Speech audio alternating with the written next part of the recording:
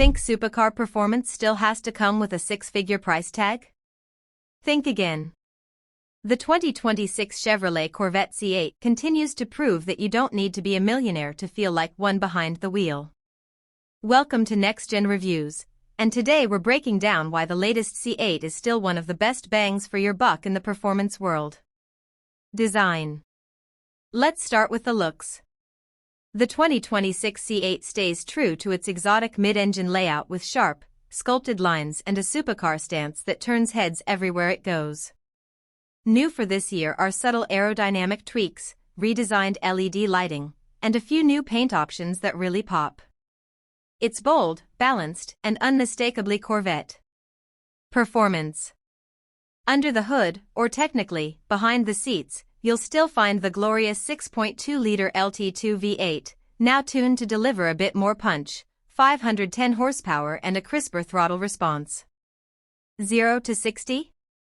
Just under 3 seconds.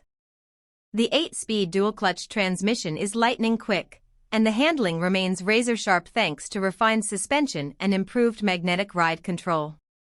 Features and technology. Inside, the C8 blends luxury and performance.